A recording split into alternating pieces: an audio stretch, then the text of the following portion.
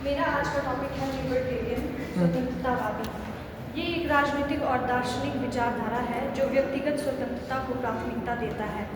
ये विचारधारा मानती है कि सरकार का हस्तक्षेप बहुत कम होना चाहिए और व्यक्ति को अपने निर्णय खुद लेने की स्वतंत्रता होनी चाहिए जब तक कि वो किसी को नुकसान न पहुंचाए। इस विचारधारा का मूल उद्देश्य एक ऐसा समाज बनाना है जहां लोग अपने जीवन के हर फैसले को स्वतंत्र रूप से ले सके। अच्छा, ये कौन सी, क्या बोला आपने इसका? इंग्लिश में क्या लिखा आपने इनका नाम? लिबर्टेरियन है ना? एक बार लिख लो बेटा जरा वहाँ। स्वतंत्रतावादी बोलते हैं इनको कि उदारवादी? बेटा स्वतंत्रतावादी ना।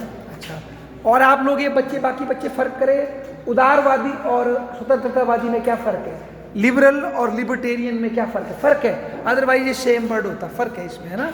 आप लोग अपना चैट जीपी में देखो, आप बोलो बेटिया। गुड।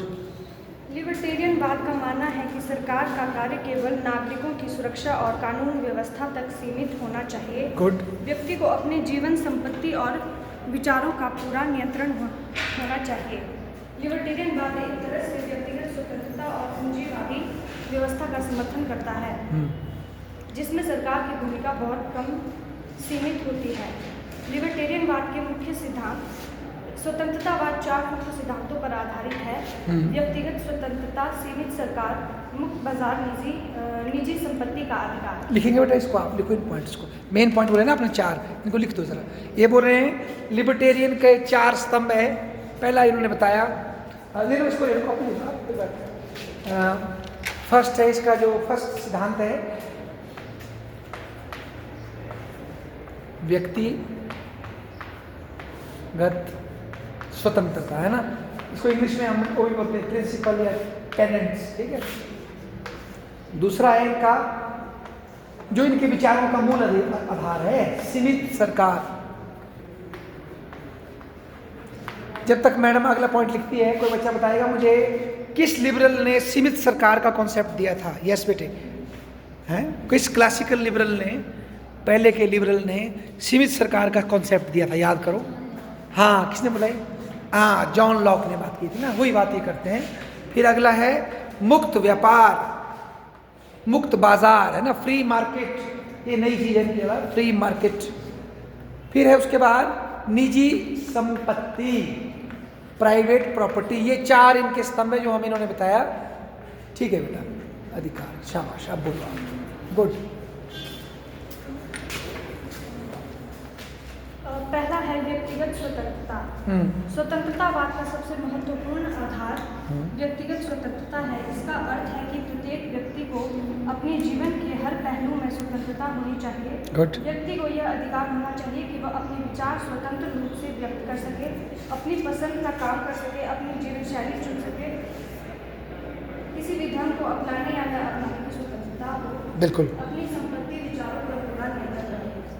उदाहरण, किसी व्यक्ति को अपने व्यापार को चलाने और अपनी मर्जी से उत्पाद की कीमत तय करने की स्वतंत्रता हो। ठीक है। किसी व्यक्ति को अपनी पसंद के राजनीतिक दल का समर्थन करने या विरोध करने का आधार हो। व्यक्ति को यह स्वतंत्रता हो कि वह किसके साथ संबंध रखे और किस प्रकार की जीवन शैली अपनाए। बिल्कुल सही है, लिबर्टेरियन। सेकंड है सीमित सरकार। स्वतंत्रतावाद के अनुसार सरकार का काम केवल निम्नलिखित चीजों तक सीमित होना चाहिए। गुड। नागरिकों की सुरक्षा सुनिश्चित करना, कानून व्यवस्था को बनाए रखना, न्याय व्यवस्था का संचालन करना। सरकार को नागरिकों के व्यक्तिगत जीवन, व्यापार और राजनीतिक गतिविधियों में हस्तक्षेप नहीं करना चाहिए। सरकार के अधिक हस्तक्षेप से व्यक्ति की स्वतंत्रता और आर्थिक अवसर सीमित हो सकते हैं। अच्छा, रुको भाई, कोई देगा इसका एग्जाम्पल जो ये बोल रहे हैं कि सरकार के अत्यधिक हस्तक्षेप से व्यक्ति की स्वतंत्रता और आर्थिक अवसर सीमित हो सकते हैं? मैडम आप देंगे कोई भी एग्जाम्पल देगा इसका? जो लाइन इन्होंने पढ़ी, कोई दे सकता है एग्जाम्पल इसका, जहाँ सरकार के हस्तक्षेप से व्यक्ति की स्वतंत्रता और उसके आर्थिक अवसर खराब हुए? कोई दे सकती हो आप उदाहरण बेटा? कोई भी उदाहरण दे सकते हैं आप? सोचना चाहिए ना कैसे। जैसे इनके उदाहरण से देंगे आप, तो आप जो 1991 में जो हमने 91 से पहले जो हमारी लाइसेंस परमिट राज था, जो नेहरू जी के टाइम हमने जो औद्योगिक नीति अपनाई थी जिसमें सरकार का ज़्यादा कंट्रोल था, तो उससे जो पूंजीपति थे उनको उतने अवसर नहीं मिल रहे थे। 91 में जो मनमोहन सिंह ने जो नीति अपनाई या नरसिम्हा राव जो थे, उसके बाद लोगों के अवसर बढ़ गए। और आज देखो आप 30-40 सालों में भारत और ज़्यादा आर्थिक रूप से क्या हो गया है, समृद्ध। तो एक उदाहरण ये है इसका ना, शाबाश बेटे, और बोलो। उदाहरण, सरकार को टैक्स की दरों को कम रखना चाहिए ताकि नागरिकों के पास अधिक धन बचे। वाह। और शिक्षा और स्वास्थ्य सेवाओं में सरकारी हस्तक्षेप कम होना चाहिए और निजी क्षेत्र को अधिक भूमिका दी जानी चाहिए। अच्छा, तो ये बोलते हैं शिक्षा और स्वास्थ्य में निजी ज़्यादा भूमिका होनी चाहिए, सरकारी कम होनी चाहिए। तो ये इसके समर्थन में थे। पर अगर आप सोचेंगे यार तब गरीब आदमी कैसे पढ़ेगा, तो उसका भी कई लोगों ने इनमें से उत्तर दिया है उसका ना। आगे बोलो। सरकार को यह तय नहीं करना चाहिए कि कोई व्यक्ति किस प्रकार का व्यापार करे या किस कीमत पर उत्पाद बेचे। ठीक है। थर्ड है मुक्त बाजार। स्वतंत्रतावाद मुक्त बाजार की व्यवस्था को आर्थिक समृद्धि का आधार मानता है। इनके अनुसार व्यापार और आर्थिक गतिविधियों में सरकारी नियंत्रण नहीं होना चाहिए। बाजार में मांग और आपूर्ति के अनुसार मूल्य तय होने चाहिए। व्यापार और उद्योग में प्रतियोगिता से गुणवत्ता और सेवा में सुधार होगा। कंपटीशन है। आयात और निर्यात पर न्यूनतम प्रतिबंध लगाया जाए। आयात और निर्यात पे कम से कम प्रतिबंध लगाया जाए ना। बहुत बढ़िया। उदाहरण, किसी कंपनी को अपने उत्पाद की कीमत बिना सरकारी रोक के तय करने का अधिकार होना चाहिए। बहुत बढ़िया। देखो इन्होंने, हाँ बोलो बोलो, पहले बोलो। विदेशी कंपनियों को स्थानीय बाजार में प्रतिस्पर्धा करने की अनुमति होनी चाहिए। हाँ, इसमें ना बेटा जो ये मुक्त व्यापार वाला जो कॉन्सेप्ट है, इसमें दो इशू में बटे हैं उदारवादी लोग। एक तो है ये लोग जो बोलते हैं फ्री मार्केट लगाओ और कंपटीशन चलने दो, अच्छा होगा। दूसरा जो विचार है वो बोलता है थोड़ी देर आपको अपने उद्योगों को बचाना भी पड़ेगा, पहले उनको थोड़ा स्ट्रॉन्ग करना पड़ेगा, उसके बाद फ्री मार्केट कर लो। जैसे चाइना ने शुरू में अपने उद्योग विकसित किए, अब चाइना से कंपटीशन करो, आप जीत नहीं सकते, तो थोड़ी देर अपने उद्योगों को आपको रक्षा भी करनी पड़ सकती है। तो दो विचार है इसमें वैसे। पर ये जो लिबर्टेरियन है ये तो मानते हैं फ्री मार्केट कि भाई खुला कंपटीशन होने दो, है ना। आगे बोलो, शाबाश बेटा। चौथा है निजी संपत्ति का अधिकार। गुड। स्वतंत्रतावाद में निजी संपत्ति के अधिकार को बहुत महत्व दिया जाता है।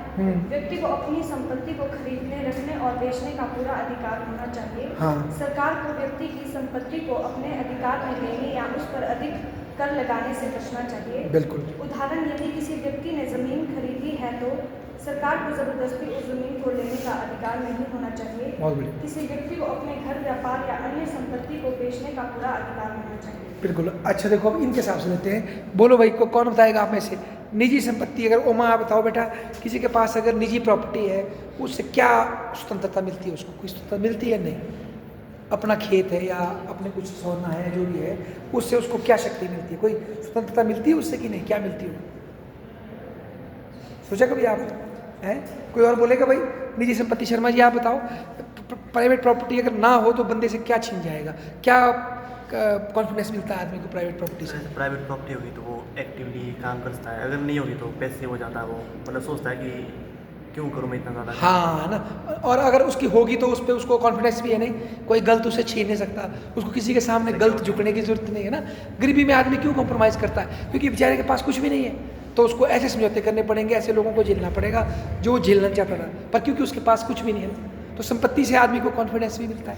शाबाश बेटा। और बताओ। गुड। प्रमुख लिबर्टेरियन विचारक और उनके विचार। गुड। स्वतंत्रतावाद को आगे बढ़ाने और परिभाषित करने में कई प्रमुख विचारकों का योगदान रहा है। हाँ। फर्स्ट है जॉन लॉक, जो प्राकृतिक अधिकार, जीवन, स्वतंत्रता और संपत्ति के समर्थक थे। ठीक है। इनके अनुसार सरकार का कार्य नागरिकों के अधिकारों की रक्षा करना है।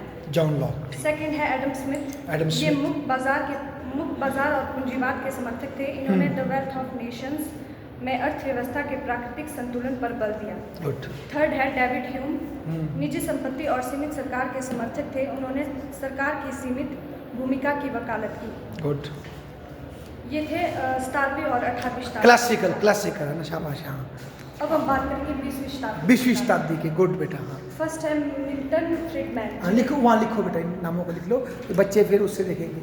एक बार लिख लो नाम, मिल्टन फ्रीडमैन, 20वीं शताब्दी में। हाँ इसके साथ लिख लो। शाबाश। हाँ यहाँ लिखो, मिल्टन फ्रीडमैन है ना, मिल्टन फ्रीडमैन। शाबाश। एक विचारक ये हो गया। शाबाश। मिल्टन फ्रीडमैन जिन्होंने कहा कि मुक्त बाजार से ही आर्थिक विकास संभव है। सरकार को कर की दरें घटानी चाहिए और नागरिकों को अधिक आर्थिक स्वतंत्रता देनी चाहिए। बिल्कुल। सेकंड है F.A. ह्वाइट। फेडरिक।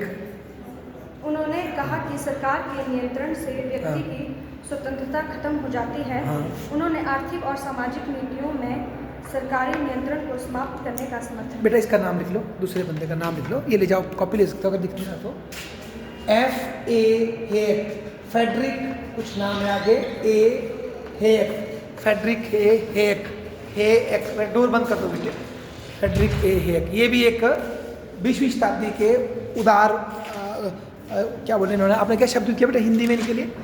स्वतंत्रतावादी, लिबर्टेरियन को क्या बोला आपने? स्वतंत्रतावादी, है ना। मिल्टन फ्रीडमैन, फेडरिक हेक, अगला बोलो, शाबाश बेटा।